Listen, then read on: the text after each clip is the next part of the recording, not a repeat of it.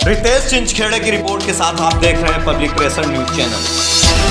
जिला कलेक्टर रायपुर के माध्यम से मुख्यमंत्री को ज्ञापन प्रेषित कर पामसेब छत्तीसगढ़ प्रभारी आदित्य चौरे व रायपुर पूर्व विधायक प्रत्याशी श्री कृष्ण चिंचखेड़े व ब्रजभूषण देवांगन प्रमोद वासनिक संजय गजभिये कोमल रामटेके चंद्रशेखर रामटेके ने गंभीर चिंता जताते हुए कहा कि सरकारी स्कूलों के प्लास्टर और छतें टूटने से बच्चे घायल हो रहे हैं। देखिए ज्ञापन देने वालों की उन्हीं की जुबानी। नमस्कार सर। नमस्कार सर, आप आज ये कार्यालय में आए हुए हो कलेक्टर जिला रायपुर में, तो क्या कुछ आपका आने का कारण? सर, मैं पहले तो आपका परिचय लेना चाहूँगा। आपका शुभ नाम क्या है? जी, मेरा नाम प्रमोद कुमार वासनिक है जी। मैं पामसेब का एक कार्यकर्ता हूँ और राष्ट्रीय पिछड़ा वर्ग मोर्चा जो पामसेब के ऑफशूट विंग है जी, उसका मैं छत्तीसगढ़ प्रभारी हूँ जी, हम लोग सर यहाँ पर जी, छत्तीसगढ़ में जो स्कूलों की जर्जर स्थिति जी, है ना, उसके संबंध में कलेक्टर कार्यालय में कलेक्टर साहब को ज्ञापन देने आए हैं, जी, है ना। यहाँ चूँकि शासकीय स्कूलों में जी, अधिकांश गरीब लोग पढ़ते हैं और गरीब लोग में भी SC ST OBC और अल्पसंख्यक के बच्चे, छोटे छोटे बच्चे, मासूम बच्चे पढ़ते हैं, उनकी यानी जान को खतरा रहता है। और ये राज्य सरकार जो है जी, स्कूलों की स्थिति को सुधारने के लिए किसी भी तरह से ध्यान नहीं दे रही है नहीं। रोज़ ही अखबारों में, आए दिन अखबारों में दुखद समाचार पढ़ने को मिल रहा है कि बस्तर के ग्राम में अंतागढ़ के पास में गोगरापाल गांव है, वहां का छत गिरने से बच्चे घायल हो गए। और यहाँ 15-20 सालों से छत्तीसगढ़ के स्कूलों की न मरम्मत हो रही है, न नए भवन बनाए जा रहे हैं। जी, जी, इसके पूर्व भी जो सरकार थी, रमन सिंह की सरकार, उसके बाद में मुख्यमंत्री कांग्रेस की सरकार थी, भूपेश बघेल जी मुख्यमंत्री थे, है ना। उसके बाद भी इन्होंने स्कूल पर कोई ध्यान नहीं दिया।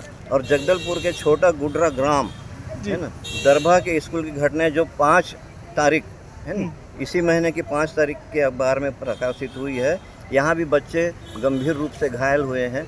बहुत बड़े बड़े यानी छत का प्लास्टर गिर रहा है। इसमें फ़ोटो भी दिया हुआ है। स्कूल की छत गिरने से एक बच्चा बुरी तरह से घायल हो गया। अगर ये छत उसके सिर पर गिरती तो उस बच्चे का क्या हाल होता। हमको गरीब बच्चों के जो बच्चे पढ़ रहे हैं, हमारे जो SC ST OBC के बच्चे पढ़ रहे हैं, अल्पसंख्यक के बच्चे पढ़ रहे हैं, उन छोटे छोटे बच्चों की चिंता है। हमारी शासन से यही मांग है, मुख्यमंत्री हो, शिक्षा मंत्री हो, हम इस ज्ञापन को राष्ट्रपति को भी दे रहे हैं और इस ज्ञापन को हम स्वतः संज्ञान लेने के लिए मुख्य न्यायाधीश छत्तीसगढ़ उच्च न्यायालय बिलासपुर को भी दे रहे हैं। हमारी ये मांग है कि जिस तरह से आप अपना निवास को, मुख्यमंत्री निवास हो, राज्यपाल निवास हो, कलेक्टर निवास हो, कोई भी निवास हो, जिस तरह से आप एकदम सुरक्षित रखते हैं, पानी की बढ़िया व्यवस्था रखते हैं वहाँ पर, और वहाँ पर शौचालय और हर चीज़ की 1 नंबर व्यवस्था रखते हैं, यहाँ तक कि AC लगे रहते हैं, पूरे कमरों में AC लगे रहता है, पूरी सुविधा रहती है, उसी तरह की सुविधा है ना। ये स्कूल में दी अपने भवनों की जैसी सुरक्षा करते हो, सुरक्षा करते हो, सुविधा, तो बच्चे ये नाजुक जहाँ पे यानी कि भविष्य का निर्माण होता है, ऐसे भी भवनों का यानी कि देखभाल होना चाहिए, आपका ये कहना है? हाँ, बिल्कुल। ठीक है सर। आपका सर, आपका शुभ नाम से परिचय दीजिए आप अपना पहले। मेरा नाम चंद्रशेखर रामटेके है। मैं सेक्टर 3 देवनगर में रहता हूँ। मैं एक सामाजिक कार्यकर्ता तो नहीं हूँ, मगर आए हुए दिनों में जो भी लोगों पे अत्याचार होता है उसका मैं संज्ञान लेकर उच्चाधिकारी को अपने तरफ से लिखित रूप में बताता हूँ। ये जो घटना हुई है, ये घटना में आप अभी मैं केवल बताना चाहूँगा कि खासकर पोटा कैबिन विद्यालय में इसी वर्ष आवापल्ली के पोटा कैबिन में आधी रात को आग लगने से बच्ची की जल गई। ये आधी रात को आग लग गई, ये बच्ची और मर गई। ये केवल आग लगने का कारण नहीं है, इसके से उस बच्ची का हो सकता है रेप किया गया होगा और उसका जन्ना गिरा गया। हमारे शासन से ये कहना है, तो खास करके वहाँ के सुपरिटेंडेंट ऑफ पुलिस से ये कहना है कि वो इस केस के तहत तक के जाके उसकी इंक्वायरी करे और बच्ची के माँ बाप को मुआवजा दिलाए। बस। चलो इसी के साथ ठीक में सर। मैं इसी के साथ में एक चीज़ एक बात और जोड़ना चाहूँगा। जी हाँ सर, बोलिए सर। हाँ, इसी के साथ में मैं एक बात और जोड़ना चाहूँगा। मैंने इस ज्ञापन में भी लिखा है कि आप अपने मंत्रिमंडल के साथ में, यानी मुख्यमंत्री महोदय जो हैं अपने मंत्रिमंडल के साथ में अयोध्या जाते हैं और अयोध्या के राम मंदिर में वो साष्टांग प्रणाम करते हैं, अपने पूरे मंत्रियों को लेके हवाई जहाज़ से जाते हैं और हवाई जहाज़ से ही वापस आते हैं। उस भव्य राम मंदिर में ये जाके इन लोग सरकार के पैसे, सरकार का पैसा क्या, वो आम पब्लिक का पैसा है, आम जनता का पैसा है, आपका पैसा है, मेरा पैसा है, गरीब गरबा आदिवासी और वो SC ST लोगों का पैसा है।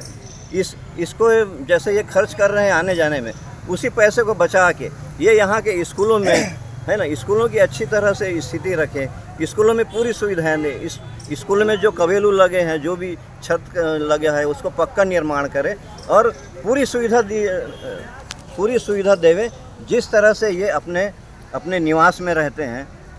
ये छोटे छोटे बच्चे पढ़ने के लिए जाते हैं, शासकीय स्कूलों में पढ़ने के लिए जाते हैं, तो इनको भी वही सुविधा मिलना चाहिए जो प्राइवेट स्कूलों में मिलती है। जी। प्राइवेट स्कूलों की आपने आज तक एक भी छत गिरी है, ये मेरे को न्यूज़ बता दीजिए।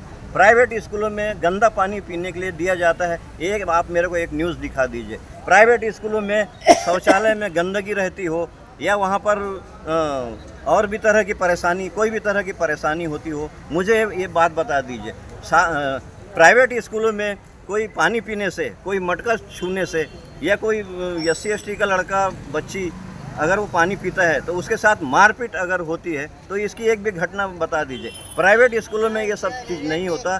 शासकीय स्कूलों में और गवर्नमेंट के जो पोषित स्कूल है उसी में इस तरह से घटनाएं क्यों होती है, ये शासन का मेरा सवाल है आपके चैनल के माध्यम से। धन्यवाद।